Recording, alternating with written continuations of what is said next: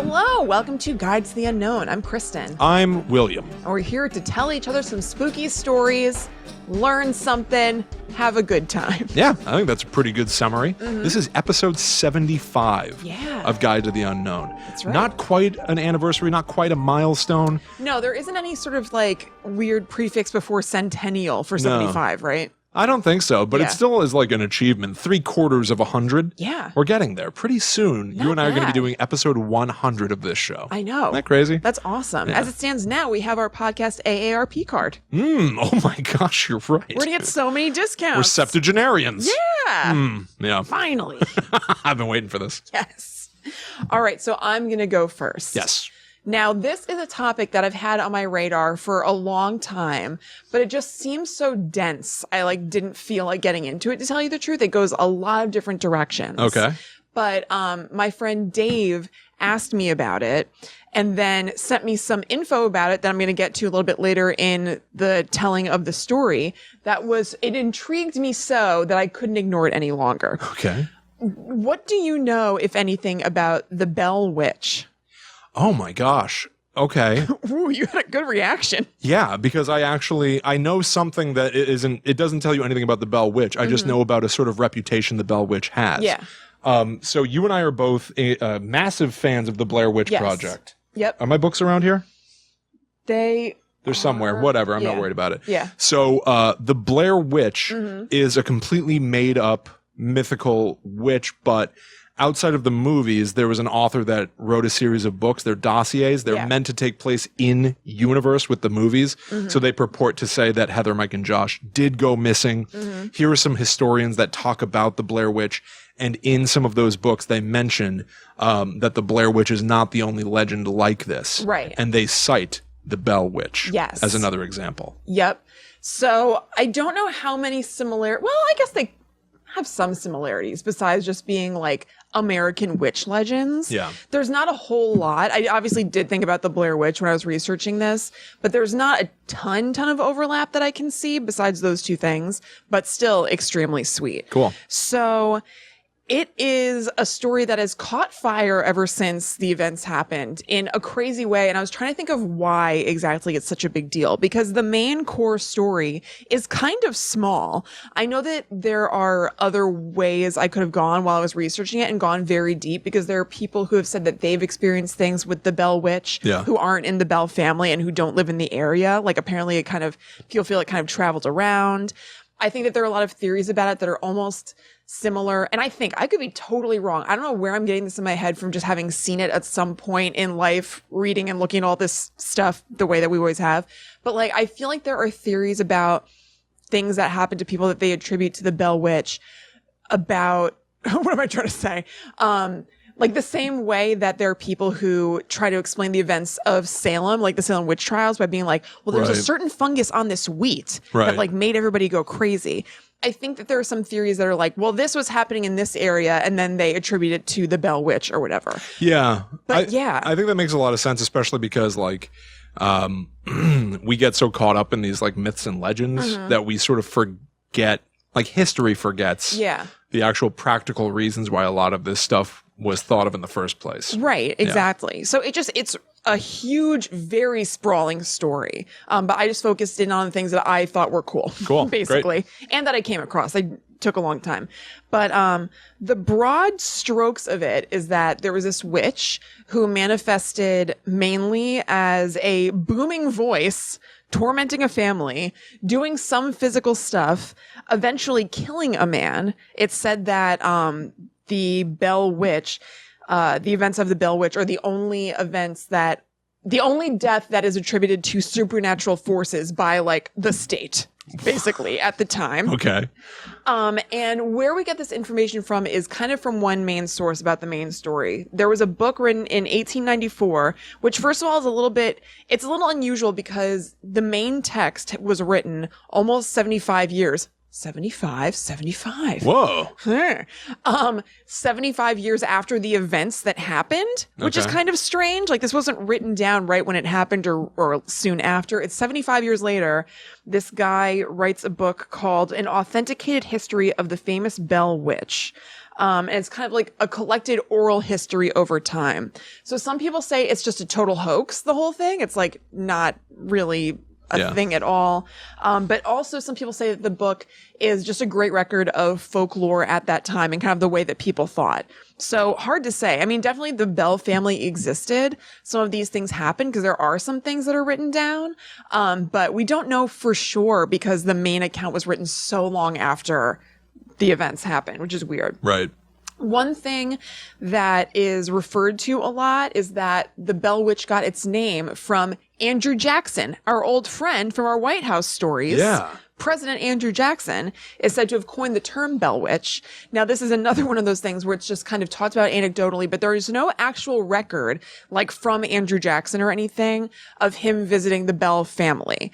But this would have happened supposedly. Let's just do a blanket statement. Everything I'm about to say is supposedly, who knows, whatever. Okay. The story is that when he was a general, people were talking about the whole Bell Witch phenomenon. It was known in the area, and he was in the South, and he decided with some of his men to go visit the property and just like check this out and see what's going on or something. So he and a couple of guys rode up to the property with their like horse-drawn carriages, and then I thought this detail was kind of funny. The carriages stopped, like at the Bell Farm property line. Not the horses. The carriages just would not progress past the line. I read something that said the horses were trying to pull them and it just like wasn't happening. That's even weirder. Right? That's one of those things that we've talked about before. It's like they cursed the wheels. That's one of those things we talked about before with like the Phantom Skater when we were doing a listener story episode where it's like something that is just unexplainable in physics. Yes. In a way, right? Like the Phantom Skater didn't have a shadow. Right. Just like, is there really an explanation for that? Is he not physically there? Whatever. This is like, why the horses? Yeah. Right. Carriage, no. Right. And the horses are attached to the carriage, so it's not going. It's so strange. It's inexplicable. Yeah, exactly. Right. So I'm going to quote some stuff from a blog from 2014. So the same way that this book was written, 75-ish years after the events. All of my sources are from 2014, 2015 for some reason. Wow. Pretty much what I found on the internet seemed to have frozen at that date. Or at least all the things that I enjoyed were all 2014, 2015. So this is a blog. It's seeksghosts.blogspot.com. And I'm going to read some quotes because I thought they were very funny. So remember that we had heard from our episodes about ghosts in the White House and maybe even First Lady being into the occult or whatever, that Andrew Jackson was like big on cursing. Yeah. And that they would hear him like roaming the halls cursing. Well, that must have come later because he had some pretty gentle language when he visited the Bell Farm. So he's frustrated by the horses not being able to go. And this blog says that he said, "By the eternal, boys, this is the Bell Witch." By the eternal. That comes up multiple times. Ooh. Or actually, it's just, "This is the witch." I guess he says Bell Witch later. To which a disembodied female voice replied, "All right, General, let the wagon move on. I will see you tonight." Okay. So then the wagon finally started of its own accord and they can pass through. Ooh. So they are, according to this, I don't know why they're camping out, not staying with the family or something, but they are like pitching a tent and camping out, Andrew Jackson and his men. And one of the people that they were with was somebody who was a self-proclaimed witch layer or witch hunter. I guess like a witch slayer or whatever. Okay. So he was talking big game about how he has hunted and shot other witches and stuff. Like this is this guy's jam and he's going to take care of this Bell Witch. So this says, Andrew Jackson leaned in and whispered to one of his men, "I bet this fellow is an arrant coward. By the Eternals, I do wish the thing would come. I want to see him run." Whoa. By the Eternals. By the Eternals. Why did that phrase go out of style? I don't know. I love it. I was floored. What does that really mean? Like by God? By God? Like God is eternal, so... Yeah. I guess it's like, by God, there's a witch here or whatever. It's like, it's so definitive. By God, it's happening. I think we did say in the White House haunting episode that cursing back then was probably being like, "Oh, fiddlesticks." Oh, yeah, that's right. Pure fiddlesticks. Yeah, so maybe Andrew Jackson was just like, "By the Eternals." And everyone was like, House. Everybody's like, "Oh my God. Believe he said that? Can you... Language. There are children here. We're talking Eternals. Maybe By the Eternals went out of style because it was the worst of the worst curses of the time. Maybe there's going to be somebody who's like extremely old who's listening to this podcast and is going to be like, ah! Sitting in front of like a Victrola with an ear horn. Like Whistler's I thought mother. they said this podcast wasn't explicit. How could they? Yeah. Okay, so that's happening. This guy's talking a big game. Andrew Jackson's like, by the Eternals, I feel like this guy's a scaredy cat. I wish the witch would come so we can see him run. That's great. Then the group starts to hear light footfalls prancing. At the same time, the female voice from earlier announces, all right, General, I am at hand and ready for business. What? So then the voice demands that the witch hunter shoot, and he tries to get his gun, but it doesn't fire. So this witch is making a mockery of the witch layer or whatever. The braggart was then struck by an unseen force as he twisted around and shouted that something was sticking painful pins into him. Remember, pins are going to come into play later. Okay. He then cried out that something had him by the nose. This seems like a real scene. This Seems like a comedy. This is a freak show. Yeah, Andrew Jackson's calling this guy a braggart and being like, whatever. Then a witch is grabbing this guy by the nose. Pleased to make your acquaintance. I have come since you called me. Like the rules of engagement here are very proper. Like battle used to be like you have to like be very respectful of thine enemy and stuff. Absolutely. Yeah, you bow to them Yeah. before you're going to duel. Exactly. This seems like This witch was just humiliating him in front of all these people. She's like, oh, you're a tough witch layer? Yeah. Well, I've got you by the schnoz. How about that? So it says that all of them were silent as they watch this guy get thrown around the tent by the nose, and then he ran away from the tent. The witch chimed again once more after he was gone. She said, how the devil did run and beg. I bet he won't come through here again with his old horse pistol to shoot me. Then the gathering heard, I guess that's fun enough for tonight, General, and you can go to bed now. I will come tomorrow night and show you another rascal in this crowd. I died.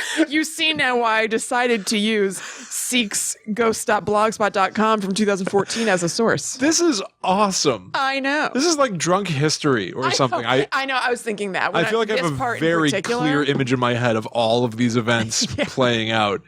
This ghost, like, that also plays into sort of like classic ghost stories where it's like, when the bell, chimes one, Right. I will Tomorrow return. night, I'll be coming again. Right. Well, she didn't get her chance because they left the next day, even though they were planning on staying a week. Well, thank God So they did. scared were they by the Eternal of the Bell Witch. Oh. So that's all fun and games, Will. But the Bell Witch isn't always all fun and games. So we're going to go back to the beginning. Oh. That was when we're in the thick of it and people know about the Bell Witch. Sure. But how did this come about on Bell Farm in Tennessee? Adams, Tennessee, to be exact. I don't think I said that. Okay, so in Adams, Tennessee, in early 1817, John Bell was out at his farm, like tending crops and stuff, and he saw an apparition of a black dog with the head of a rabbit running around. Unsettling, to say the least. Yeah. So he was like, what the hell's happening here? Then, not long after that, strange things just start happening all the time in their house and on the farm. So he, his wife Lucy, and his kids start to hear pounding on the outside of their cabin, just randomly. It starts out with that, but then it starts to escalate. Then they start hearing the voice talking to them, and the voice sounds like a woman. They say an old woman. Then things start to get physical. The ghost starts throwing pillows, tugging bed sheets, and this detail freaked me out, and I tried to find more about it, but I guess there's nothing more to say. They started to hear the sound of chewing on bedposts.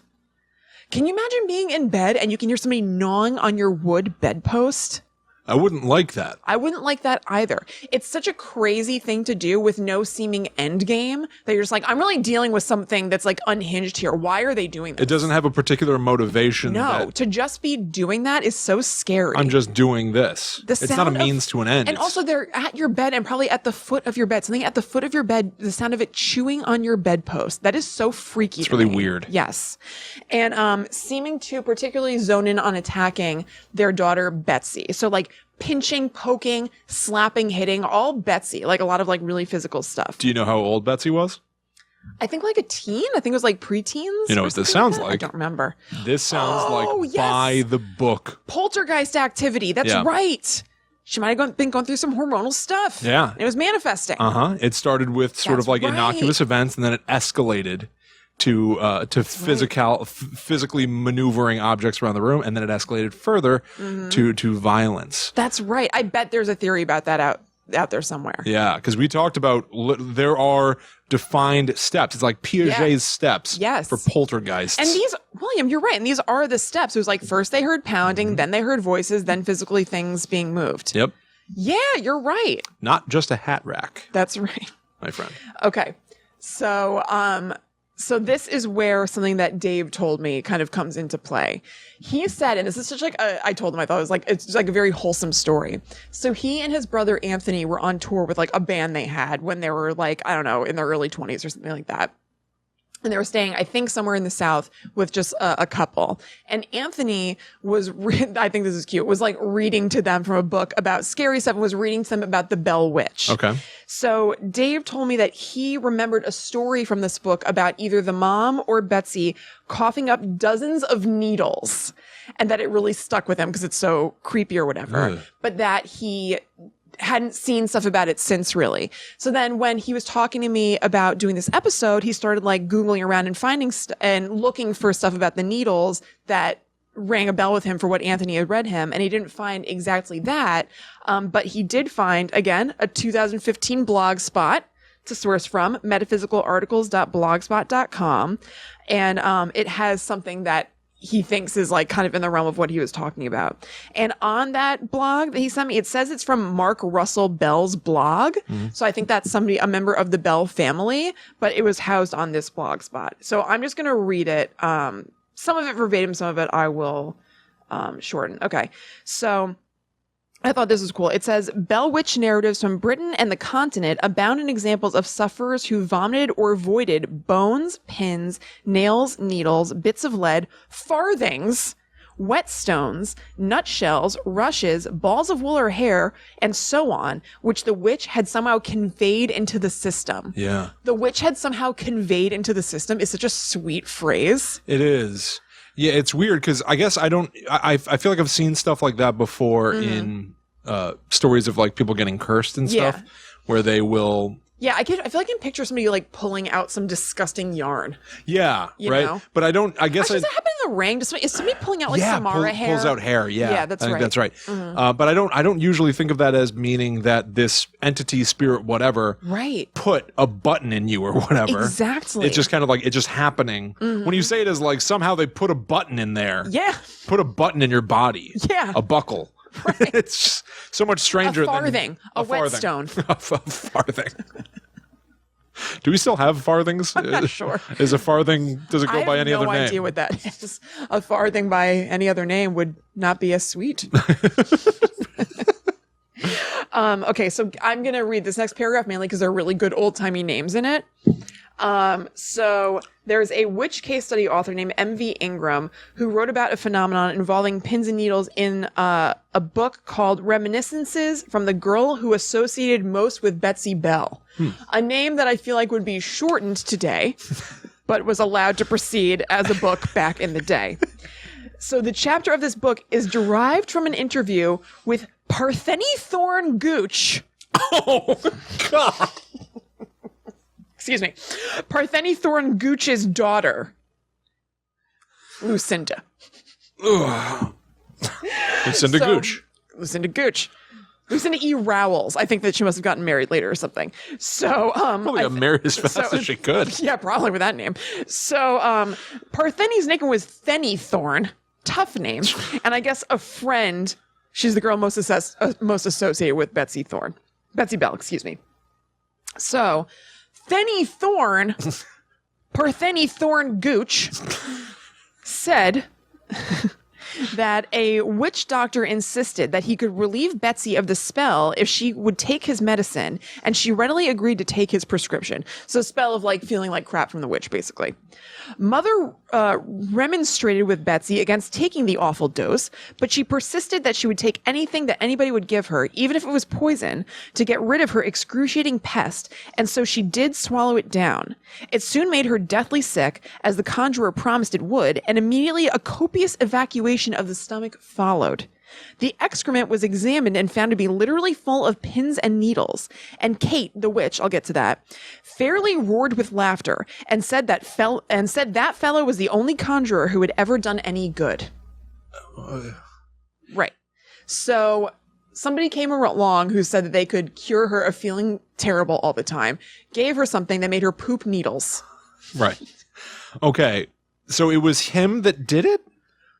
No, the conjurer saved her from, like, no, those needles were in there. They're making her stomach hurt, I guess. I thought it was starting to sound as if, like, he was another villain. No. I think that she was in a lot of pain. Double curses. There actually was just that excerpt. It didn't really say, like, she's doubled over in pain all the time. But I gather she was in a ton of pain in her stomach. And so he helped her avoid the needles that were causing her pain. Ugh. And the witch was like, well, I guess somebody did some good. Ugh. Or whatever. So... tough stuff. It's bizarre. But it gets tougher. So the dad, John Bell, started getting really sick a couple of years into the presence of the witch being around them. He had like no appetite, and he was having what we now know are seizures. Okay. So it sounds like he had some sort of like neurological thing going on, or something going on with his central nervous system, possibly, is what I read. But when he died, it said that they found a vial of black liquid by his bed, and that the voice of the Bell Witch came on the loudspeakers and said, "I gave old Jack a big dose of that last night, which fixed him." Ooh. I know. The Bell Witch talks in a very particular and scary way. It is scary. Mm-hmm. I'm not saying it's not scary, but it is definitely peculiar. It's peculiar indeed. It's full sentences and boastful, and almost too much information. Like right? Kind of. There's no mystery here. Right. How'd he die? I killed him. Yeah. Well, there's no need for a mystery when you're a witch. You know what I mean? What are they going to do? Prosecutor? No, I agree. She wants to take credit. I agree. She's having a good time with it. I feel like in a lot of stories about witches and ghosts and stuff, they still try to stay low key. Yeah, they keep it kind of vague. Yeah. The Bell Witch is taking ownership. Yeah. Mm-hmm. What was the exact, can you say the quote again? What'd you say? It fixed him? I gave old Jack a big dose of that last night, which fixed him. Yeah, it's also sort of slang. Right. Right? Well, too, also with the general thing, it was very proper. She's like, all right, General, I'll leave you for the night. And it's wonderful. I really do love it. I know. I do too. It made me wonder why I hadn't gotten into this sooner. Yeah. Why isn't anybody really talking about this? How is there not? There's a ton of stuff about the Bell Witch out there. Yeah, but I feel like it didn't hit like mainstream enough for me to know. You know, I was aware that she existed. I mean, there are some things in pop culture of her. Like, there's a movie called An American Haunting that's about the Bell Witch. That's about her? Yes. Have you ever seen that before? Yeah, I don't. It seems like to do. I haven't seen it.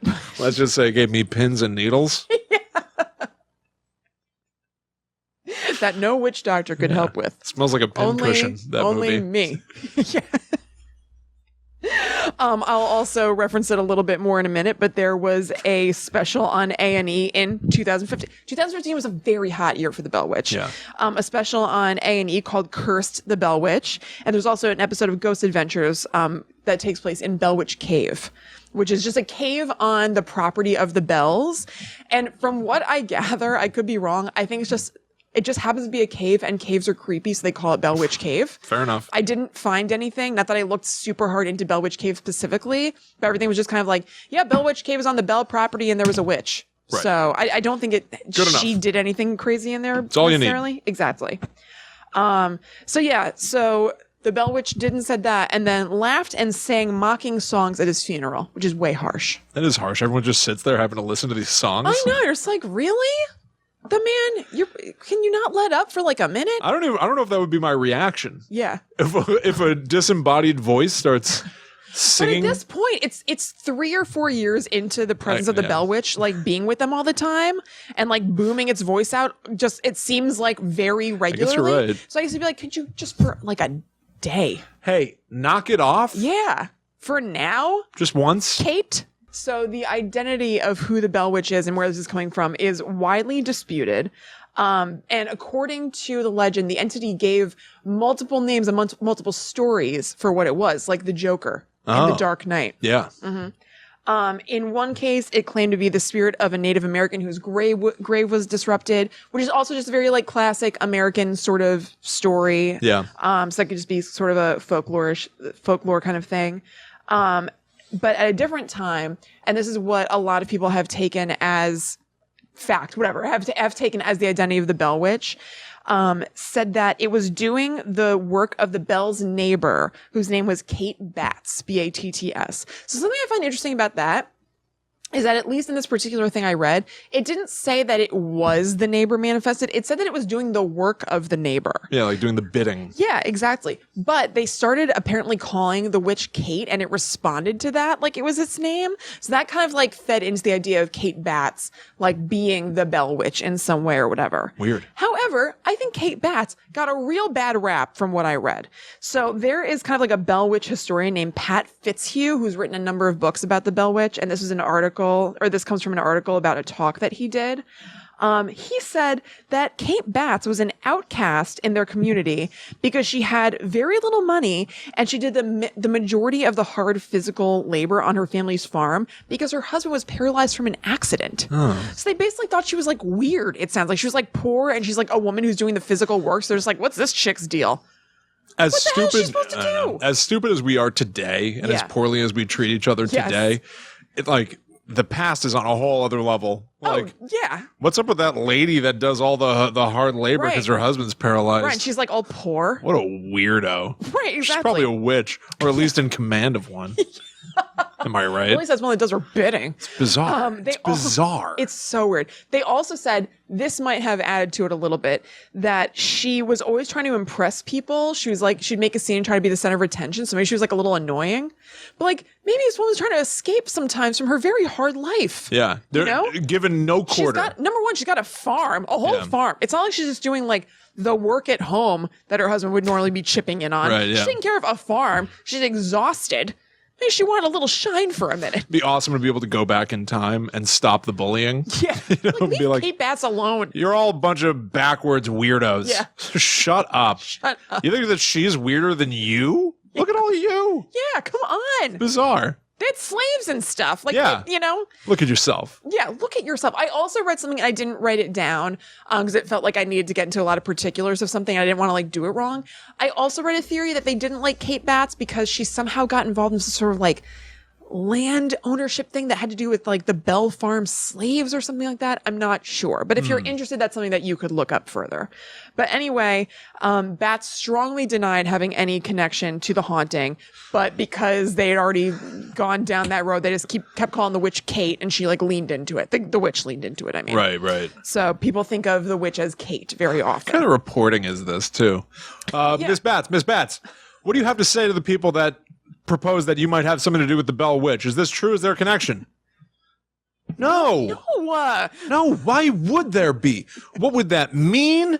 How is it get not me, but I'm in control of it? Think about what you're asking me. No. I don't believe you, ma'am. Right. Is that the reporter saying that? Yes, I don't believe you. I'm going to continue to spread the rumors that you're in charge and you're a weirdo. Yeah, it's a convenient, fun story. Yeah. So that's the main original gist of the story. The Bell family, that whole thing, Kate Batts and everything. But people still talk about it, obviously, today. Particularly people in the Bell family, like descendants of it. It's part of their, like, not only is it part of kind of American lore and Southern lore, but it's specifically part of their, like, family lore. So in the context of that show Curse that I mentioned, it is said that the witch torments the firstborn son of each generation of the family. Now, I only found that, this is something I did a fair amount of Googling around on.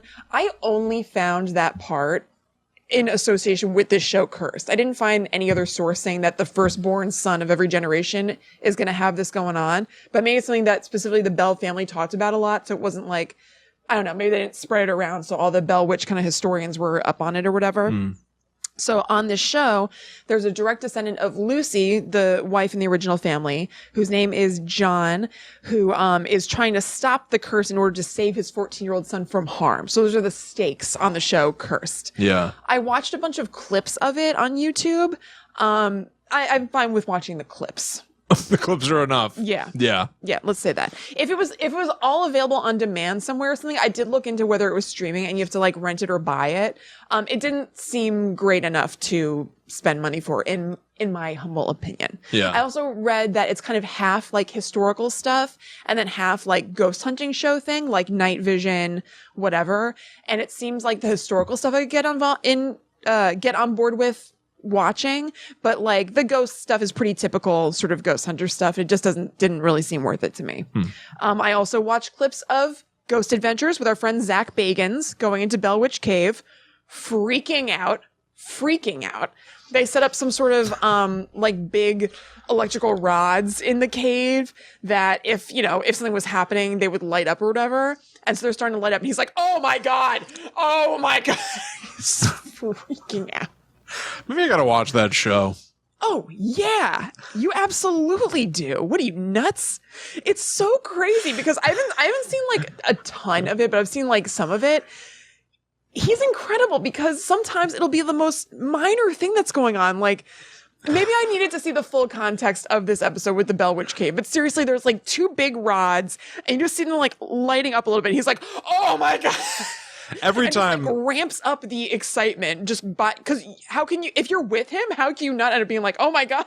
Every time we get back his mind. to Zach Bagans, I have such a good time thinking of his face. I know. I love it. When I saw that he had gone there, I was like, oh, yes. And like checking with his crew on stuff and be like, okay, so you're going to go in there now? Yep, that's happening. Like constantly trying to wrangle what we're doing. It's like, it's ramping up the seriousness of what we're doing. Right. Like, I need to make sure I know exactly what you're doing and I need to know exactly what you're doing because we're about to do something very dangerous. So we need to make sure that we have all our ducks in a row. So it makes anything that's very minor feel very intense and high stakes. He's an effective leader. He's a very effective leader. If you were hanging out with Zach Bagans and you went to, say, an Applebee's. Sure. So you're getting the mozzarella sticks? Great. What have you got over there? Okay, you're getting the turkey club? Excellent. Okay, let's order. Okay, come here, Theo. What are you getting? I don't get a turkey club a whole lot anymore. Oh, I do. It's delicious. Do you get a turkey club? I've been known to get a turkey club. I was weirdly thinking about turkey clubs a couple weeks ago. And I was like, man, I forgot that that's a sandwich that exists. I never get a turkey club. Sounds like a fun afternoon. It was okay. So those are those things that are, not recent, but recent-ish, 2015. Wait, where did I just go? Oh, okay. So the cursed show, they're worried about like firstborn sons experiencing harm from this curse. I didn't find, because it wasn't in the clips that I watched, I didn't see what's happened in the past to make them think that this is a thing. Like, I don't know what people in this family have experienced that's like the firstborn sons keep like really stepping in it, but it obviously seems upsetting. If this guy John, they end up like in a clip that I did see on YouTube, they like burned an effigy like on Bell Farm or something, I think, to like appease the witch so that she won't try to go after the son. Did it work? I think they said it worked. Then show's over. Exactly. Well, it was like the finale of a show, so I think that they were like, all right, finally, an end to the curse or whatever, but I don't know what happened. I didn't find anything after that. I did try to find out like after story stuff, but it seems like the show ended and that was the end of our journey with that branch of the family. It would be awesome to advertise a full season of a show about a family that's cursed, but then in episode 1, they appease the spirit. Yeah. Like, well, I guess everything's fine. And the rest of the show is like a sitcom. Yeah. Just having fun together. Yeah. So there were other members of the Bell family, the extended Bell family, who have had a much easier time of it. So there's Lucy Butler, who's named after the original Lucy in the story, but she's a direct descendant of John. And she said that it was just kind of like a natural part of growing up as part of the Bell family. Like weird things would happen around them. And there was kind of like, oh, I guess it's the Bell Witch. Because another thing about the Bell Witch is I've talked about all the like the weird, like harmful things. Apparently she would be nice to some people and then really didn't like other people. So she liked the original Lucy and was nice to her. I don't know if that means she spoke nicely to her. I don't know if that means she folded her sheets for her or something like that. I'm not sure what nice to them means. Well met, Lucy. What ho? Yeah. I hope you have a spanking day. Yeah. I know. I didn't find specifics about what that means, but it said that she was nice to some people, not nice to some others. So this Lucy Butler, who's alive today, named after that old Lucy, seemed like the Bell Witch didn't really do anything harmful to her and her family, maybe because she was named for the Lucy that she liked. She did say that she and her daughter saw an apparition that kind of looked like that dog that John Bell saw all the way back then. And they've also seen a young girl just like running around and giggling and stuff like that. And she said that the girl would play with her daughter's toys when she was very young. And she said that she thinks that that was a sweet side of the Bell Witch manifesting itself. And I like the idea of the Bell Witch having, it can come in different forms. And if it's in a good mood, it's going to come as like a little giggling girl who's maybe going to play with your daughter and be nice. Still sounds terrifying because it's a ghost thing, but maybe it's like, yeah, I like these people. I'm powerful enough to show myself how I want. I can be a weird dog with a rabbit head, or I can be a nice girl who's playing. That's also very, something about that feels very much like The Shining to me too, where it's like the spirit can manifest as whatever it needs to. Yeah. And it feels like what people are like, right? Yeah. If a spirit is like the soul of a person trapped on Earth, who has unfinished business or something, they might be troubled. Right. Like maybe like my mood fluctuates. Yeah. Maybe a ghost does too. That's totally true. What are we if not ghosts in bodies? Don't pigeonhole me. I'm not just one thing. No, of course. We contain multitudes. But when Lucy Butler was young, in the 60s, she did see a very scary thing. She wasn't on the receiving end of it, but she observed it. So she said the witch didn't like her father, Lucy Butler's father. And it also said that he may have had some Florida mafia ties. So this guy sounds like he might have been a piece of work. He's also an actor and just seemed like he was maybe extra, as they say. So she said one day in the 60s, they were getting ready to have a party at their house. Her dad was getting ready to have a party. And she came downstairs and she saw, this is so weird, crickets filling the living room and then filing into the very expensive stereo that he had just bought for the party. And like, it was the 60s, so that kind of stuff was very expensive back then. And so she thinks that the Bell Witch was like punishing him and messing with him because she didn't like him and like ruining his fancy stereo equipment. And Lucy said that she thinks that the Bell Witch punishes the ones meant to be punished and was good to the ones that she liked. Wow. I like that. Some sort of a judgmental spirit, the ghost of Santa Claus. I know. Yeah, absolutely. Well, Santa Claus doesn't punish. The coal? Yeah, that's a punishment. That's not that bad, though. The absence of a gift is a punishment, let alone the reminder that you... punishment, but it's not like pinching and slapping people and filling their tummies with pins and stuff, you know? No, Santa's less harsh than the Bell Witch, but he certainly is doing a... He is vengeful. Yeah. Santa is vengeful. Yeah, you've been naughty. Never thought about that before. Doesn't give me my boombox. Gives me an educational Christmas. Ooh, that was a rough year, Santa. I also got a vest that I wanted during that educational Christmas, though. It was like a hippie, like, patchwork vest. So that was a small saving grace on educational Christmas. Thank God. Ugh. So I'm going to end with Lucy Butler, current day Lucy's kind of account of this sort of stuff and what he's experienced coming into the Bell family as an outsider. So he said that he didn't really believe in it when he came in. He just didn't really believe in ghosts and stuff. And then he said one day he was over at Lucy's apartment and that jewelry that Lucy had hanging up in her bedroom started shaking. So he went in and checked it out to see if like there was an air vent that was causing movement or something, and there wasn't. And he was just like, all right, fine, okay, and retreated to the living room. It was like, I'm just gonna leave that be. And then a tassel hanging from a lamp in the living room started spinning rapidly in circles. So he said, this is a quote, I said, that's it, he recalled. Saturday morning, daylight, I walked out. Lucy had the whole month's rent paid, but I moved out of there. It freaked me out. Yeah. Yeah. But not enough. He stayed around. They're still happily married, whatever. But an outsider experienced a little bit of the Bell Witch maybe messing with them, maybe testing him. Because the Bell Witch wasn't doing anything like expressly mean or evil. Maybe just feeling out what kind of guy this is and whether they want to punish him or they want to like him. And swinging a tassel around does like conjure an image of somebody like, hanging out in the corner. Just watching you twirling this thing around. Yeah, I'm just seeing what I think you and how you're going to react to me, and then I'll make my judgments based on that. You're going to get along. Right. Yeah. Sounds like they get along okay, because it doesn't sound like Lucy Butler and her husband are pursued in a scary way by the Bell Witch. Current day, there's a Bell Witch Fall Festival in Tennessee. I checked the website. Tickets are on sale right now if anybody wants to go to that. Very cool. And they put on a play every year called Spirit about the Bell Witch and the original Bell Witch story in the area that used to be Bell Farm. which That's is great. very cool and creepy. It happens at night. Yeah. And they do like a Bell Witch play. That's like that thing going around right now of you can watch Jaws on the water. Yes, I posted that. Yeah. Yeah. You Yeah. can watch a play about the Bell Witch on the land. Where it happened. Yeah. Yeah. That's great. Right? Cool, right? I love that. So there's a lot else you guys can look up if you're into it. But that is a slice of the Bell Witch. Wonderful. Wonderful. Thank you, Dave. I wish she would still speak.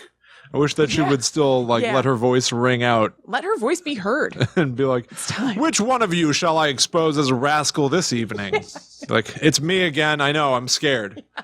But You got me. in my defense, why wouldn't I be? Right. You are a ghost. You're a witch and you're scaring me. You keep talking to me.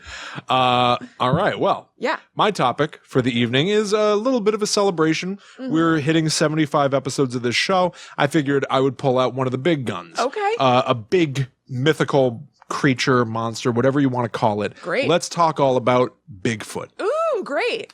Excellent. The other thing that I want to talk about in getting into Bigfoot is the fact that I really enjoy our listener viewer base, people that watch and listen to this show. And, Yes, me too. And reach out to us on social media and stuff. Yeah. Like @Schooled. Ugh. Schooled with 3 O's. Yeah. She uses Guide to the Unknown as a jumping stone to homeschool lessons. Yes. Using folklore to teach real topics Right. that like anybody would need to get an education on. Right. And so each week when we release the show, invariably we get a post finding out how our topics for the week Right. were used for educational purposes. I know. It's so cool. I love it so much. It's incredible. It really is crazy. The ingenuity of these lessons is wild. Have you gone to her account, like besides just looking at the post that she tags us in? Yeah. Did you see her like wheel of folklore? Yes. And like, it's so cool. Absolutely incredible. And frankly, she is why I'm talking about Bigfoot. Oh, okay, cool. Yeah, because everybody follow @Schooled with 3 O's. Yeah, it's really neat.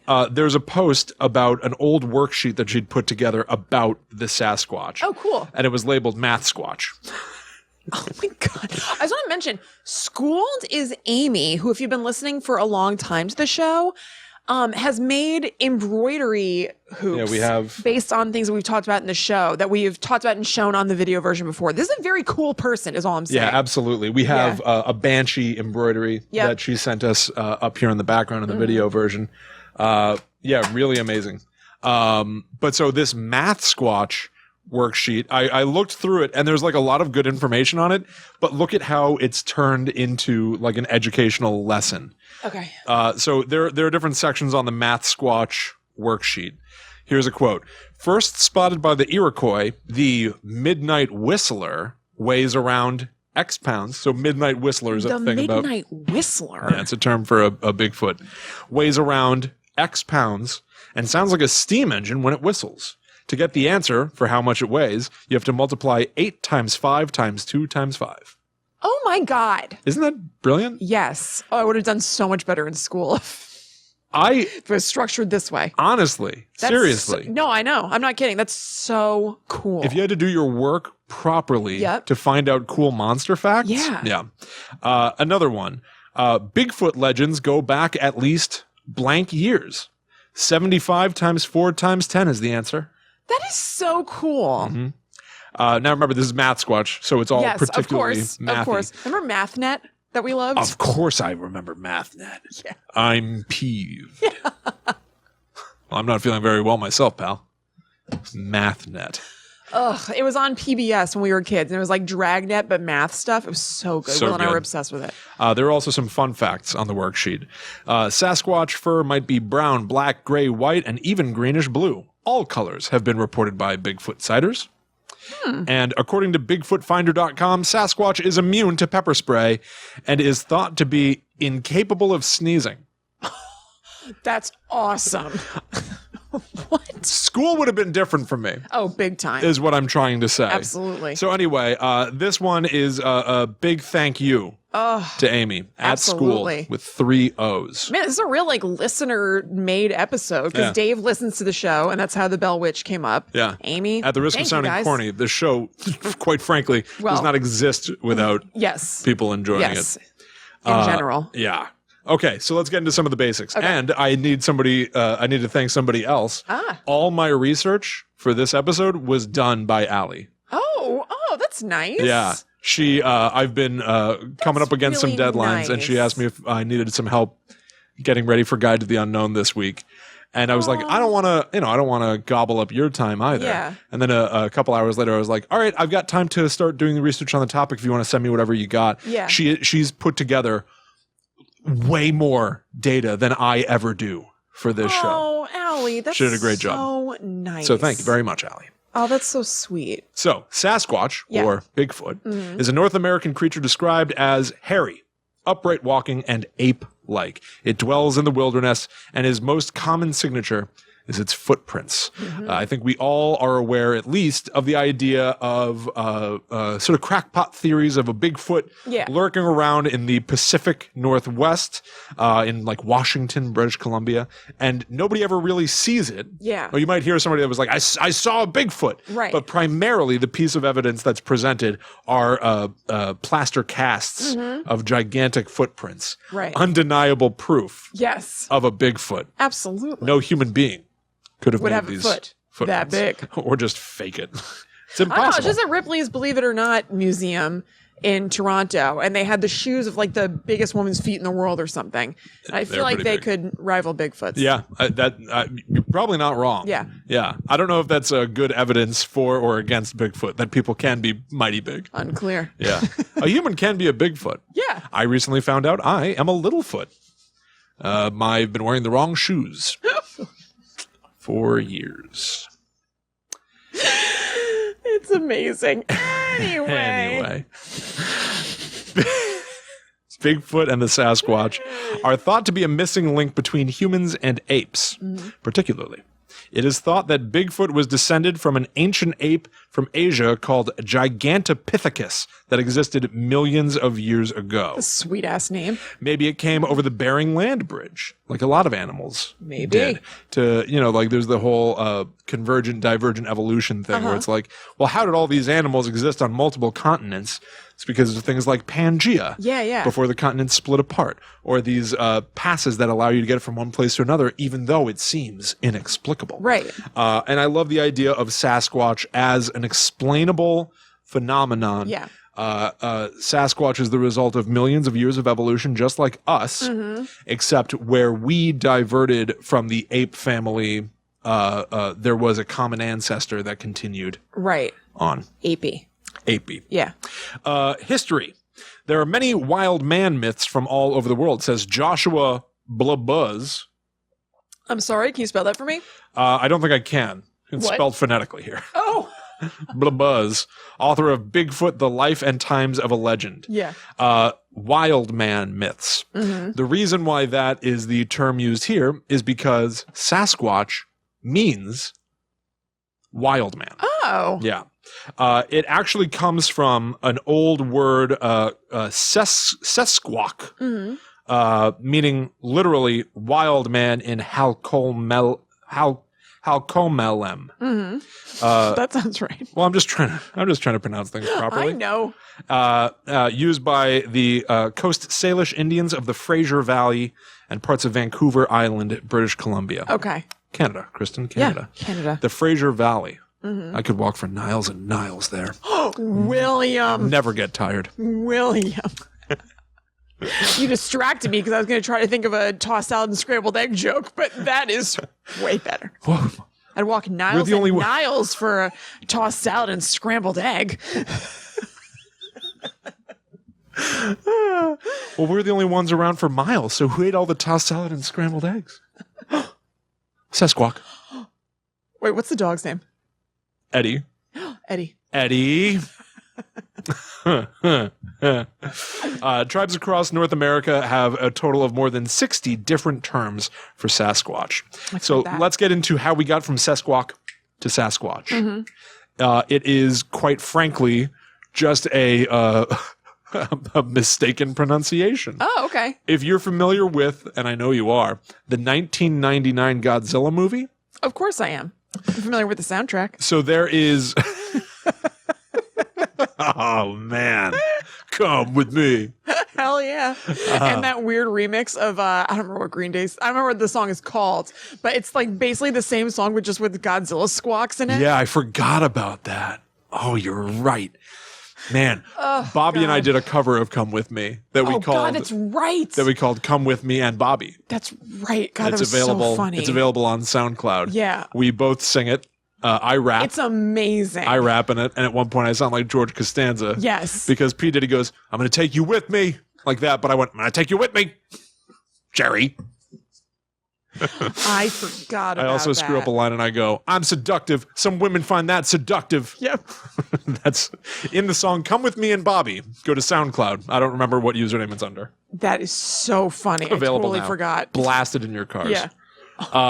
But anyway, the reason I brought that movie up is because Harry Shearer Okay. in that movie watches a tape of an old man who survived a Godzilla attack. The Japanese name for Godzilla is Gojira. Harry Shearer watches the footage and then presents it on the news by going, he's saying Godzilla. That's where the name came from. So it's just, Yeah. sort of I don't know what you want to call it, the hubris of Yeah. Thinking that you average know better. American. Yeah, exactly. Yeah. Here's what this weird word is. I'll fix it. Right. Yeah. Totally. Sasquatch. That's crazy. Done. But it literally means wild man. That's nuts to me. Yeah.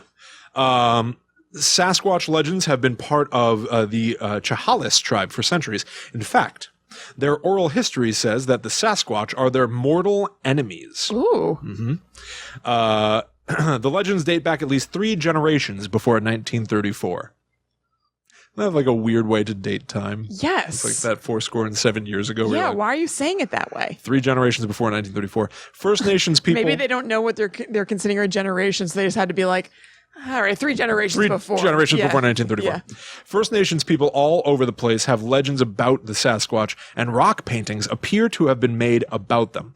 One cool story comes from a Quinault woman, Harvest Moon. She tells the story of the Glukeek monster she learned from a Lumi elder, and its ties to the creation of mosquitoes. We're going to get into a folklore story that is based on the Sasquatch, but explains where mosquitoes come from, Kristen. Amazing. The monster frightens tribal members and prevents them from hunting and gathering food. Here is the legend. Okay. His legs were as big as tree trunks, she said while swaying her hips and making arm and hand gestures during a recent storytelling presentation at the Lake Quinault Lodge. His skin was as tough as leather and his eyes had a hypnotic glow to them. The monster started chasing the woman through the berry patch. He took his huge, big feet, knocking over every basket Berry of... in sight. You're not wrong. Knocking over every basket of berries, wasting them on the ground. That's terrible. Bigfoot kicked over my berry bunch. My berry bushel. According to the legend, warriors from various tribes gathered and vowed to kill the monster. They dug a hole, tricked Glukeek, this is Sasquatch, by the way, I didn't point that out, but I think that's clear. Okay. Tricked Glukeek into falling into it and burned him.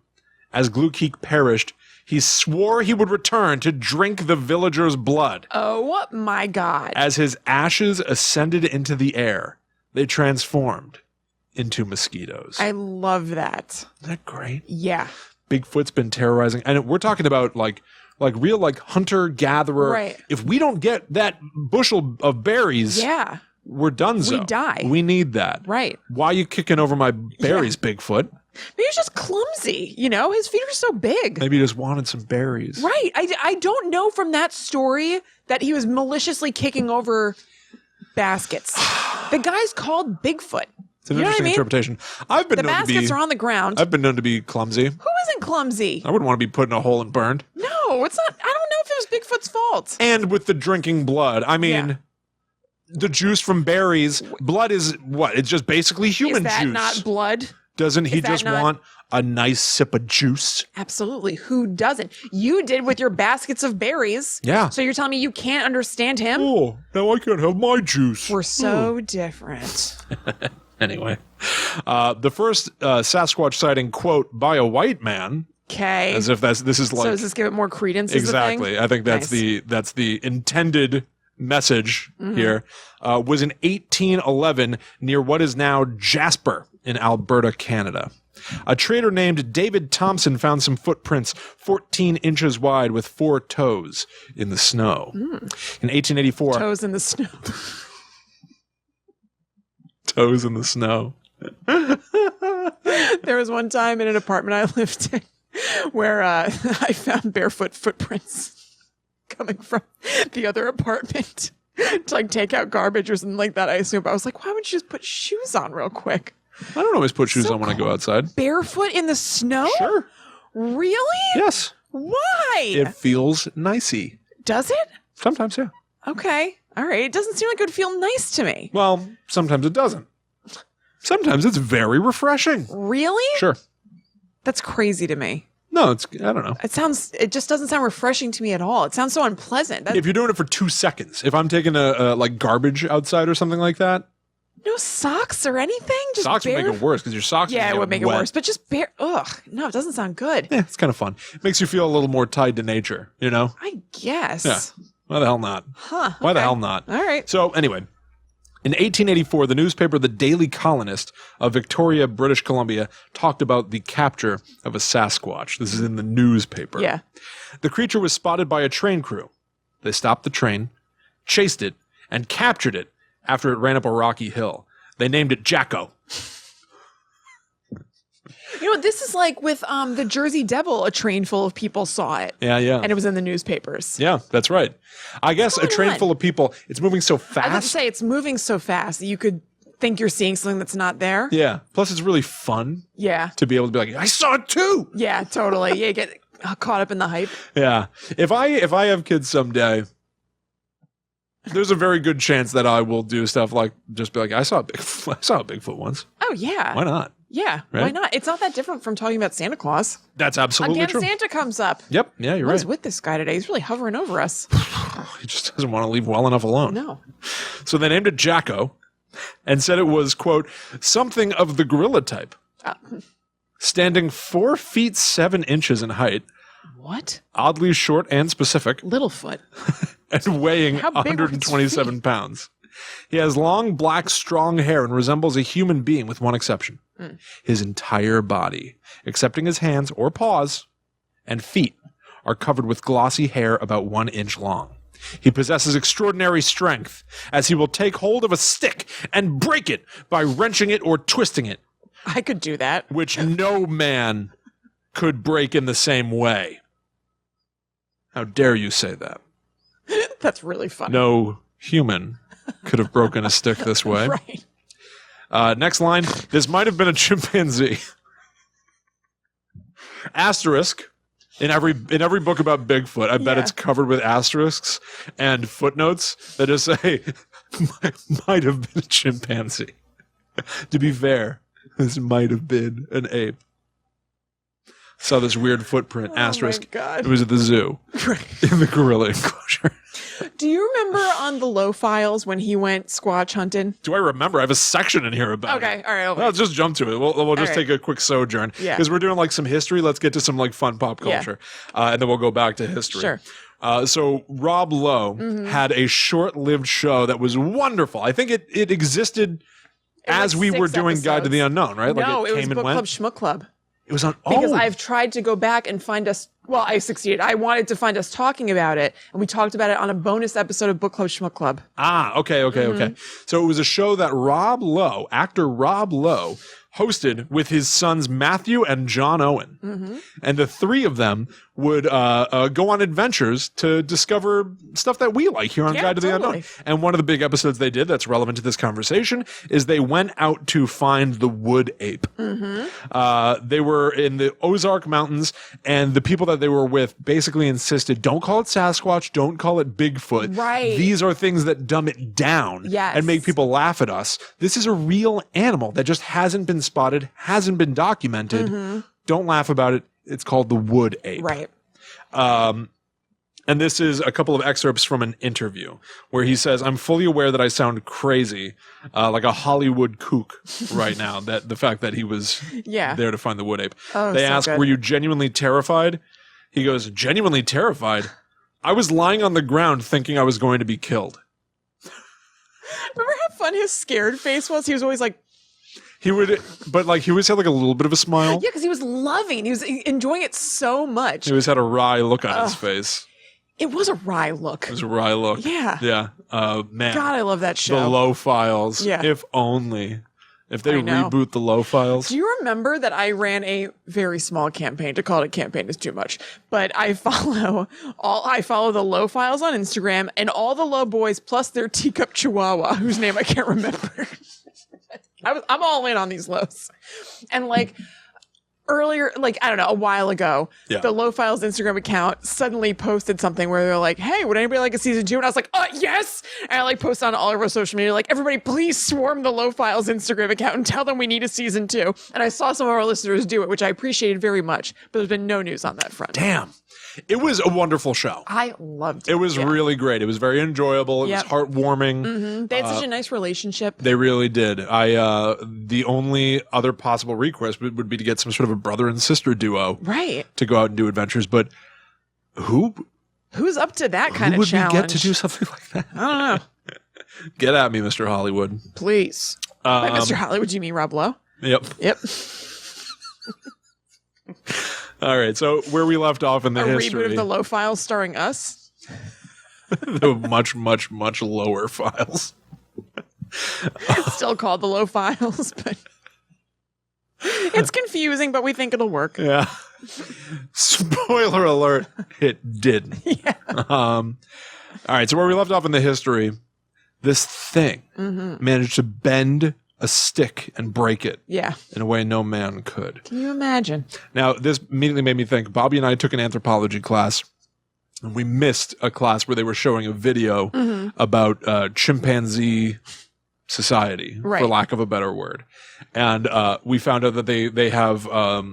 they do like feats of strength if they're going to fight with each other. They don't like go mano a mano and duke it out. Right. Because they're chimps. Right. As if people would think like, they probably just punch each other in the face, right?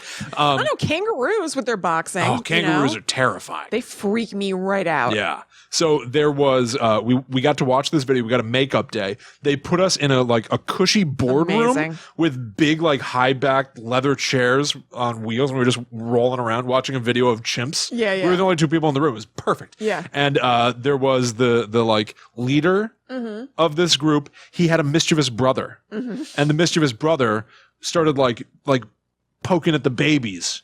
Yeah. And stealing food from the babies. That's not nice. So the leader had to show his brother what's what. You don't do this. No. You don't do this to my family. Not in our chimp society. So the way that they fight each other is they prove their strength to each other. And so there's a 5-minute segment of the video where these two chimps are sizing each other up. And they splash around in a river. And the narrator goes it's a very intimidating act because most chimpanzees can't stand getting their feet wet. So it's see what I can do. That's so Getting awesome. my feet wet in this creek doesn't even make me feel icky. You're going to regret messing with me. Strong and then they pick up a stick and break it in front of each other. This is you. When you're a kid, you break a stick and you go, this is you. Yeah. Snap. This is you. You break it. And that's all this made me think of. Is totally. This. There were people on a train. There were people on a train that saw a chimp and were like, whoa! Yeah. And then the chimp was like, you don't laugh at me. You don't point at me. Look at this. This is you. This is you. Whoa, no human could have done that. All right. Here's another sighting. 1910. 2 miners were found with their heads chopped off. Oh. Sorry. Yikes. That's just crazy. And it was attributed to Bigfoot. Okay. But it seems it might have been done by other humans. Okay. Okay. All right. Anyway. In 1924, there were 3 major sightings. The first was by a lumberjack who was captured by a family. Okay. Of Bigfoot. The father and daughter guarded him while the mother and son prepared meals. They were vegetarian and ate roots, grass, and spruce tips. He escaped. That's adorable. He escaped after a week and didn't tell anyone until 1957. This is, 33 years later, thinking people would have thought he was crazy. Yeah. Well, that sounds the mere fact that he didn't try to like capitalize on it in the moment or something, lends, to be frank, lends some credence to the idea, unless he was just like, like now he's in his 60s and he's like, I ever tell you about that time I got kidnapped by a family of big feet? Okay. Second sighting. Imagine he must have had something to back it up. I don't. You know, how would you just not think like you just came up with this? Spruce tips is a very specific. It is very specific. Yeah. But good liars know that specific details make it. I know, but I don't think I would have come up with spruce tips. Maybe he's an accomplished woodsman. I'm not sure what spruce tips are. I don't know. The tip of a spruce tree? What's a spruce? A spruce is just a tree? Yeah. They climb up to the top of the tree where all the yummiest bits are? Maybe it's like the end of a spruce branch? Who knows? Sounds good. The second sighting in 1924, a group of miners, always miners, found a Bigfoot and shot at it. And then a group of them. Mines, like, do they start in forests? Are there like outlets of mines in wooded areas? I guess so. Yeah. I mean, when was the, this is another one of those moments where I just expose my stupidity. When was the gold rush, right? Like, it's definitely before 1924. I'll tell you about it later. I just don't want to talk about it right now, but I do know. Yeah, of course. But like, you got to imagine like, at a certain point, we were exploring the wilderness of the Pacific Northwest. Yes. Treading into territory that did not belong to us. Right. That's true. So they shot at a Bigfoot, and then a group of them surrounded the cabin and terrorized the miners by throwing stones, pounding the walls, and climbing on the roof. It lasted all night. I would die. The next day, the miners split and abandoned the mine. The place where this happened is now called Ape Canyon. That's cool. Isn't that great? Yeah, it's awesome. Years later, a miner came forward to explain that he'd been the one to throw the rocks. Wait, but what about like them crawling all over the cabin and stuff like that? I guess it was just a ton of rocks. Maybe it was him and a bunch of big feet. It only says he was the one that threw the rocks. Yeah. So right, that's what I'm saying. Like if they were like crawling all over the cabin all night, that doesn't account for that. Maybe both things are true. Maybe this guy threw some rocks, but also a bunch of big feet were crawling all over this cabin. Yeah, so he was like, yeah, let's get them, guys. Yeah. You're my friends now. Or totally separate incidents. Oh, These guys just had a night of bad luck. I threw the rocks. Yeah. I did not pound on the walls or do climb the other roof. stuff. Yeah.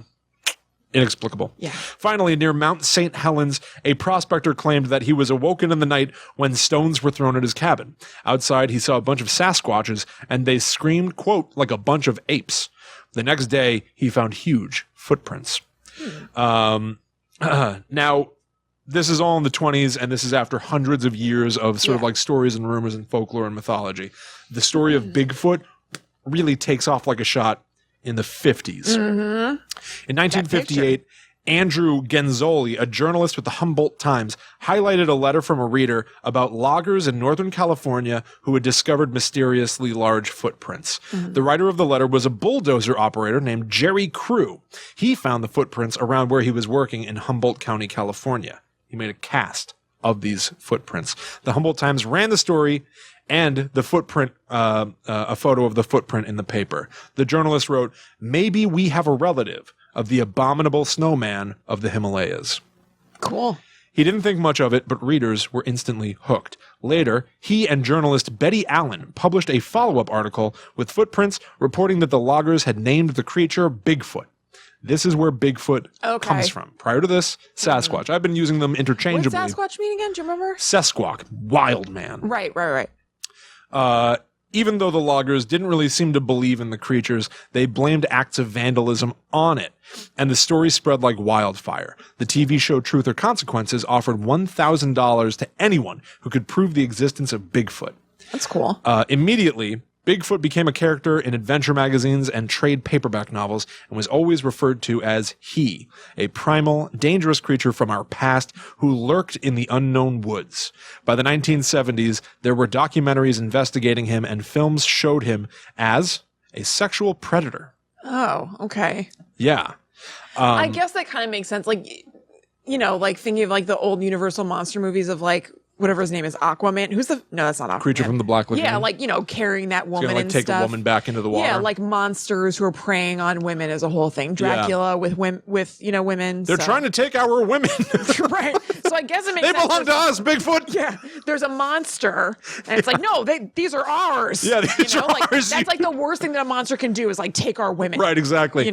Stop treating our things like things. Exactly. And also it gives you a reason to put like, probably like hotsy-totsy looking women in danger on things. I guess that that's always true. sells. Yeah. People love that. Yeah, They're you're right. sickos. Later in the 80s, Bigfoot became associated with environmentalism.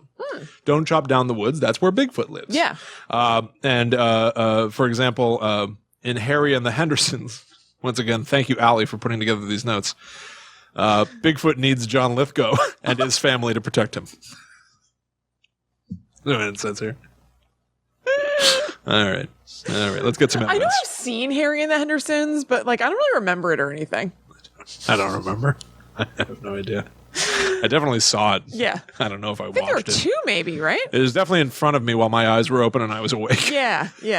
All right, so the evidence. The biggest piece of evidence.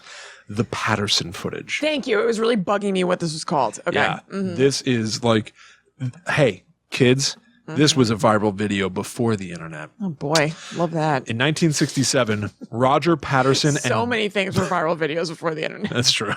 It's the original viral video. I feel like they say about like 1 million. Right. Yeah. All right, I'm sorry. Go ahead. So in 1967, Roger Patterson and Bob Gimlin, both fans of the foot, That's awesome. announced that they'd captured a Bigfoot with a movie camera. They filmed a few seconds of the ape-like creature, apparently female, moving across a clearing near Bluff Creek in Northern California. The film is not perfectly clear, but there is no mistaking the creature in the film for some other animal.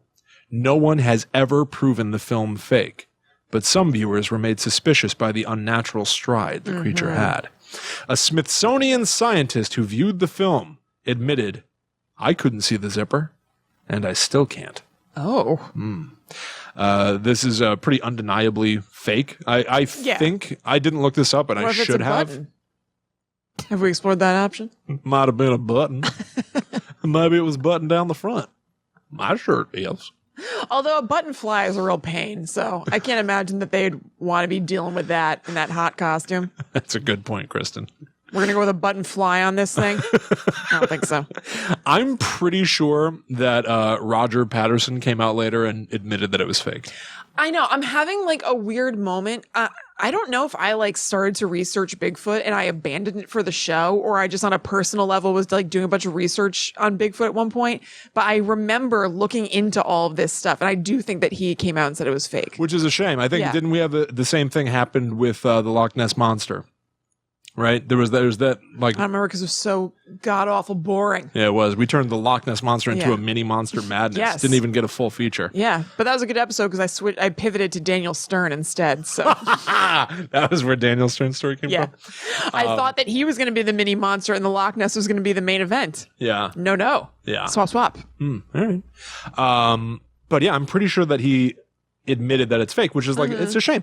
If you've got everybody, like they used to show this footage, the footage of Sasquatch walking around in those woods, it's blurry footage and the long stride, and it just sort of turns and looks at the camera for a moment, like, I see you. I see you filming me, and disappears. Yeah. Chilling. Yeah. That has been like repurposed, referenced in real horror movies. In M. Night Shyamalan's Signs, they're watching television footage and there are a bunch of kids at a birthday party and they're going like, it's outside. And the camera looks out the window and an alien walks across an alleyway in the exact same style of film as the Bigfoot footage. Right. And it sends a chill down my spine every time I see it. Signs rules. Signs is a good movie that has a lot of dumb stuff in it and gets dumped on more than it deserves. Yeah, totally. I think that it's way better than people give it credit for. Yeah, we watched it recently and it was great. I haven't watched it in a while, but I know I really like it. Had a blast. Yeah. All right, hoaxes. I'll make this quick. We're getting toward the end here. There are tons of hoax footprints that have been made with, wooden feet or altered boots. Allie has a note here. Altered boots. Allie has a note here. One company even produced a set of oversized plastic feet that you could use to fool your friends and family. Or fit your size 13 shoes.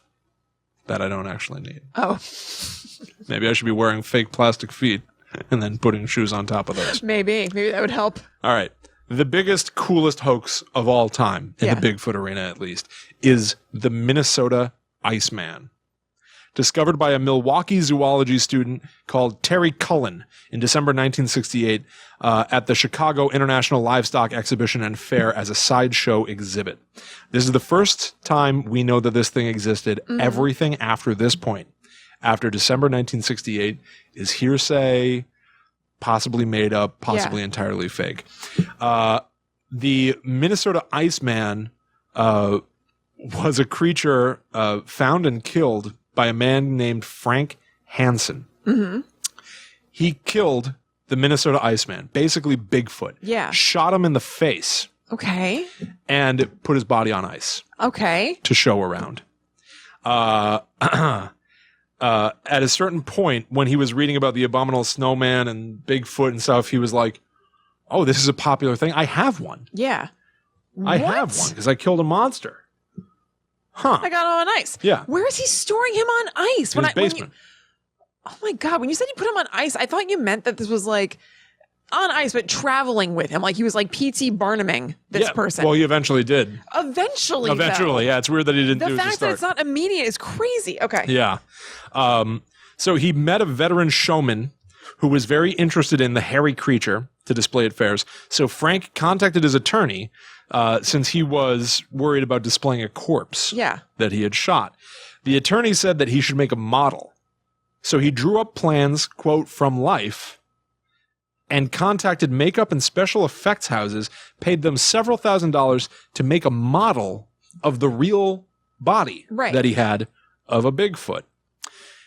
He then added lifelike touches like a bloody eye, broken arm, blood-soaked hair to match the one in his freezer. Holy crap. He then put it on display and came up with sources of stories. There are like 3 different stories of how he got this thing in the first place. They're Coco Bonanza. Yeah. They don't make any sense. Word spread that the thing was probably fake. So he thought it would be safe to put the real thing on display, prove that it was real. All of a sudden, medical doctors and scientists started getting interested. In 1968, that guy, Terry Cullen, saw it and realized that it was real. He told a naturalist and author of books about the abominable snowman about it, and they spent 3 days examining the creature. The corpse was that of an adult male with large hands and feet. Its skin was covered in dark brown hair that, for the most part, was 3 to 4 inches long. The creature had been shot through one eye and had a gaping wound and fracture to the left arm. In places where the ice had melted, the 2 investigators could, gross out alert, smell putrefaction, leading them to believe the body was authentic. This was not a model. This was a once living thing. Right. They could hardly believe what they saw. They later published a report on the creature in the February 1969 bulletin of the Royal Institute of Natural Sciences of Belgium. He called the creature the Homo pongoides and stated, the search for the rumored live ape man or missing link has at last been successful. They are validating this creature as being a Bigfoot. This is nuts. Yeah. The Iceman, one of the investigator guys, Sanderson, mentioned the Iceman on an appearance on The Tonight Show. And all hell broke loose. The FBI and Smithsonian requested permission to study the body. Yeah. Hansen refused everyone. Also, law enforcement thought it might be a human victim. Yeah. Yeah. After this interest, the body vanished. Oh, boy. And only the fake remains. It was thought, therefore... It was thought, therefore, that the exhibit had been a fake from the start. But the original investigators say that's not true. What? The Iceman fake body was displayed all over the country at state fairs and is rumored to show up to this day. Hansen has kept a low profile since 1970. No one knows where he is. What? The body was real, and no one knows where it is. Government? This is Brother? Crazy. Big Brother? I'm ready to listen. This is insane. If true. If true, yeah, I guess if true. I assumed this story was going to go in a direction where they drew blood and they found it was human blood. And it was a guy who had like, I don't know, is it called hirsutism, where you're like covered in hair? I don't remember. But I thought it was going to be something like that.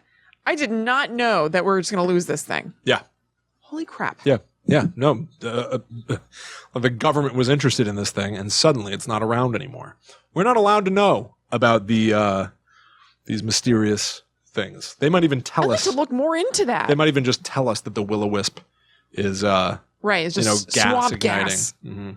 Well, yeah, it's like there's that. I don't remember it right, but remember in that article from the New York Times about the UFOs, they said kind of like casually that there's like a building in Vegas or something like that that has insane technology. That yeah. You know what I mean? Like that wasn't like just crazy like conspiracy talk. That's like a real thing. Yeah.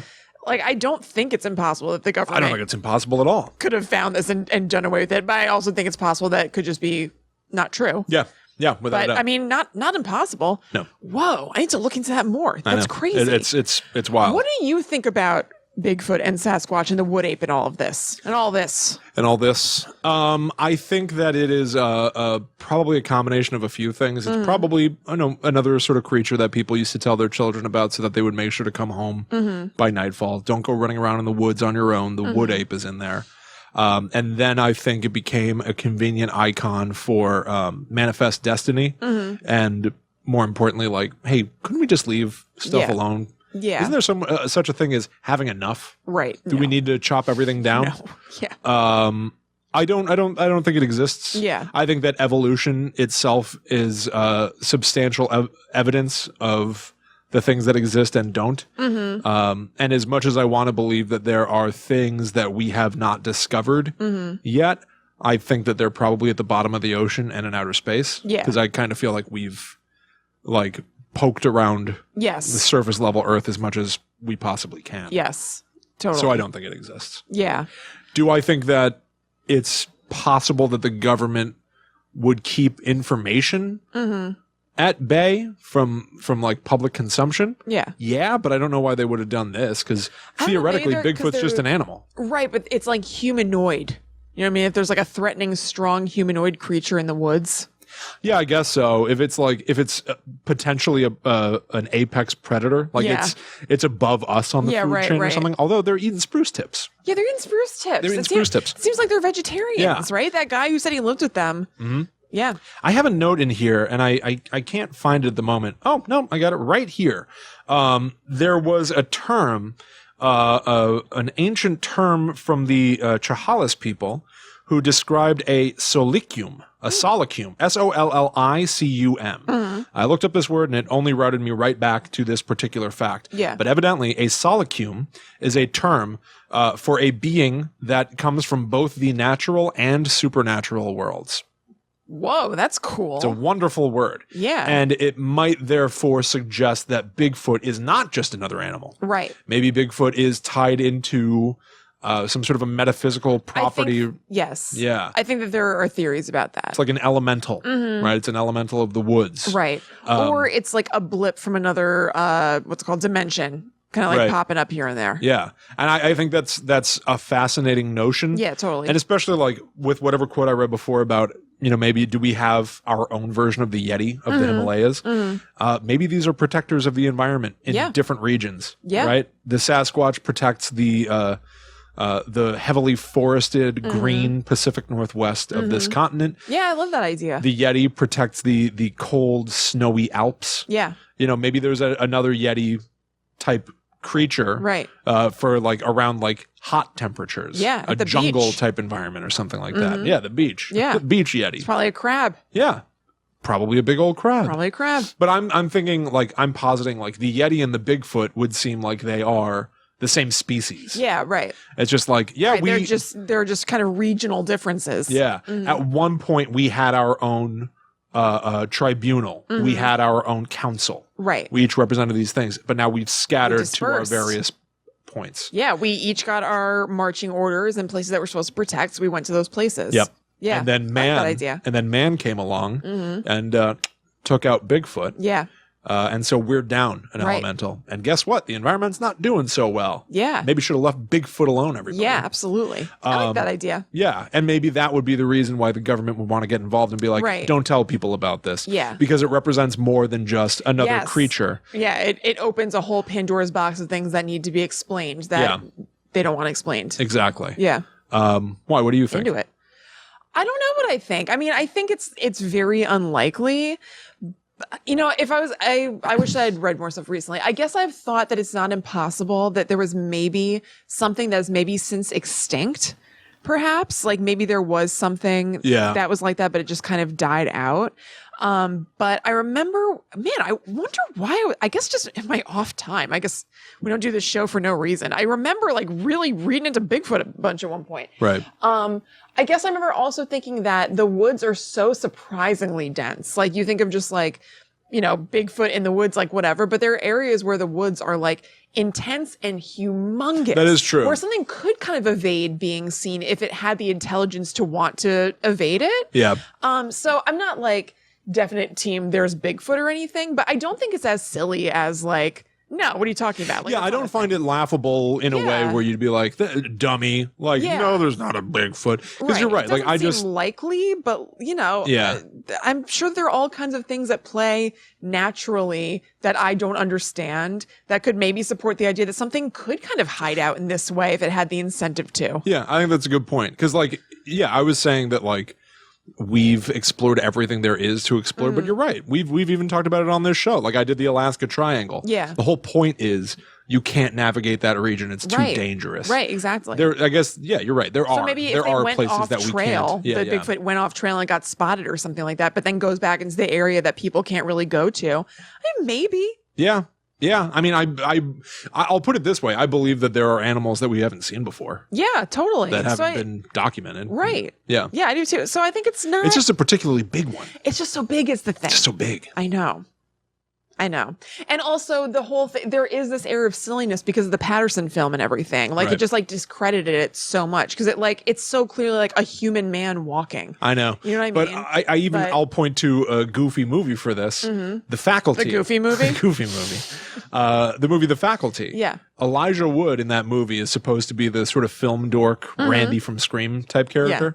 Yeah. And that movie's about aliens. Right. And he says like, you know, maybe E.T. and all these movies about aliens, them being, you know, bumbling or even terrifying. Maybe they were made to get us all to doubt that aliens could even exist. No, that's just something in a movie. Right. That's something done with special effects. Right. Maybe no, go ahead. They don't want us to know about aliens. So they came up with all these stories that make you think of them as less threatening. Yeah. Maybe Bigfoot is real and the government got Roger Patterson to put on a Bigfoot suit so that you think it's silly and ridiculous. It's like this thing that people do. I don't experience it in my life, but I'll see it on my reality shows that I watch and everything. And it drives me so crazy because I know exactly what they're doing. It's the same kind of thing.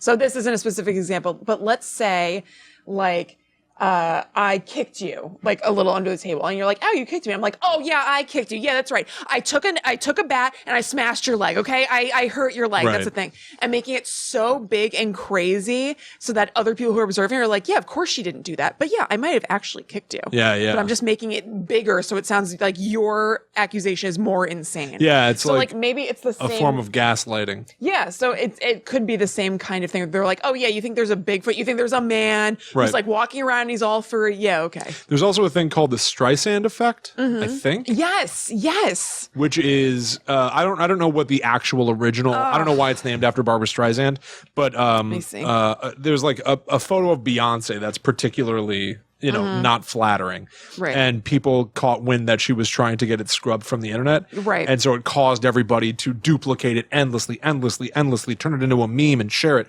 all over the place. The act of trying to deny something spreads it further than you ever could have anticipated in the first place. Right. So maybe even the government, if like, you know, like all this Patterson footage and stuff comes out and looks stupid by letting it go out there and not acknowledging it. Yeah, let it look stupid. Fine. Yeah, let it look stupid. He just did us a favor. Everybody's going to think that Bigfoot is ridiculous now. We want it to seem dumb. Right. Yeah. Yeah, it was because Barbra Streisand was attempting to suppress photos of her residence in Malibu, which inadvertently drew public attention to it. Why'd she? I don't know why that drew attention to it. Huh. Let's All right. see. This is a simpler time. Oh, I guess because she sued. She just didn't want somebody to be taking a picture of her house. Yeah. All right. That's fair, I guess. Yeah, Someone's taking a picture of my house right now. It's fair. I guess stop?" the fact that she sued drew more attention to the Right. idea of taking pictures of her house. Yeah. All right, so I've got 2 final facts. Cool. One of them is kind of stupid, but I find it kind of sweet in a really, really strange way. Star Wars, Chewbacca. Yes. Chewbacca's basically Bigfoot. Yeah. Even his tribe, the Wookiees, when we see them in Episode 3, Revenge of the Sith, they live on Kashyyyk, and they live in houses that are built at the top of giant redwoods. It basically looks like the Pacific Northwest where they live. That's, I guess, sort of like a jungle vibe too. Anyway, Star Wars takes place a long time ago in a galaxy far, far away. Right. It's in the past. It happened in the past. Han Solo, Chewbacca's buddy, is played by Harrison Ford. Harrison Ford also played Indiana Jones, also written by George Lucas. So there's a lot of sort of connective tissue between those 2 characters. Han Solo, Indiana Jones, also very similar characters. So somebody made a comic a few years ago that I really like, where Indiana Jones is exploring around in the jungles, and he comes across the crashed remnants of the Millennium Falcon. Oh. From Star Wars. That's cool. And the idea is this. Han Solo and Chewbacca were on an adventure, go through a wormhole or whatever. They have to escape a thing, and they crash on a mysterious planet. And unfortunately, Han Solo perishes. Oh, boy. In the crash. Oh, boy. All these years later, adventurer Indiana Jones comes across the wreckage and, being the archaeologist that he is, climbs around inside and finds the bones of Han Solo and is basically like, he seems like a hell of a guy. Look at this bone structure. Must have been a handsome devil. This guy, handsome devil is exactly the right phrase. That was what I was going to say, without a doubt. And so he's, exploring, and he's like, another weird adventure, and walks off in the distance. And the final panel up in the trees is Chewbacca crouching on a branch watching Indiana Jones walk away. That's nice. Chewbacca is an alien. Yeah. But he came to Earth, and now he's Bigfoot. I like that. Isn't that really sweet? Yeah. In a weird way. It involves like a beloved character, Han Solo, dying. Right. But it gets us to a nice place. Yeah. And it's also kind of nice that Indiana Jones meets Han Solo. Yeah. As unlikely and stupid as it is, because it almost feels like a Batman versus Predator type, like weird mashup. Yeah, totally. Plays kind of nicely. Yeah. I think they're both very pulpy stories. Yeah, totally. They really are very similar. Yeah, they can coexist. Totally. Yeah, I thought that was really sweet. That is sweet. But to end on a point of stark reality, we've been laughing about Bigfoot, having a good time, but I want any of you to get any bad ideas. Okay. In Skamania County in Washington, it is illegal to kill a Bigfoot under penalty of $1,000 fine and 5 years in jail. Okay. All right. So think about Not that I would. Next time you decide to go Bigfoot hunting, you cretins. You rascals. That's right. What did the Bell Witch say? Did she say rascals? Yeah, rascals. No, you rascals. Yeah. But there you have it. That's awesome. That's Bigfoot. Thank you, At School. Yes, thank you, At School. What a good suggestion. For turning our goofy show into an intellectual exercise. Useful topics. Yeah. Lessons. Educational. We're basically professors. I like that. I like that a lot. Thank you, Amy. Guide to the Unknown in the classroom. Yeah. So the kids can be like, oof. Remember in school when they'd wheel on the big TV? Yeah. And they'd be like, oh, we're watching a movie today. Yeah. If Guide to the Unknown was in the classroom, every time they push in the TV, the kids are like, again? How many of these are there? I'm exhausted. How many are there? They're long. There's so many. It's a lot. I also want to mention, if you're a Squatch fan, that there's a company called Maiden Voyage Clothing Company that makes a bumper sticker that I had on my old car. I just saw that they just started reproducing them because they were out of stock for a long time. That says, I break for cryptids with my Bigfoot, with a Bigfoot foot on a break. Nice. So you can go check that out at maidenvoyageclothingcompany.com, maybe? I don't know, but you can search for their name. Something like that. Yeah. Bigfoot and they have other Bigfoot-y stuff and cryptid-y stuff. They're really cool. Bigfoot would need a custom car. Oh, definitely. He's not going to fit comfortably. No. In a sedan? Come on. I don't think so. Anyway, whoop, there it is. Yeah. That's this week's episode of Guide to the Unknown. That's right. So if you liked the show, we would love it if you could leave us a review wherever you're listening to the show. So either on Apple Podcasts, Stitcher, Facebook reviews are really awesome too. People are starting to pay attention to that. So it's really, really helpful to us if you leave us a review somewhere. You can also donate to the show if you like it and you just kind of want to thank us for putting these out every week by going to patreon.com/GTTUpod. Yeah. Keep the party going. Follow at GTTUpod on all social media to keep up to date with posts throughout the week from the wide world of horror shared by Kristen herself. And if you have any interest in talking to us as people, that's right, sharing stuff online, we recently made a rather large discovery about the Scream poster over on Twitter. Oh, we did. We did. It was huge. Yep. So you're going to want to get over there. Game changing. How did it happen? Point is, special things happen when you talk to us on the internet. That's right. I'm at Chillin' Kristen on Instagram. I'm at Haunted. Nope. What? I was wondering if you'd be on it or not. Oh, I'm on William. it.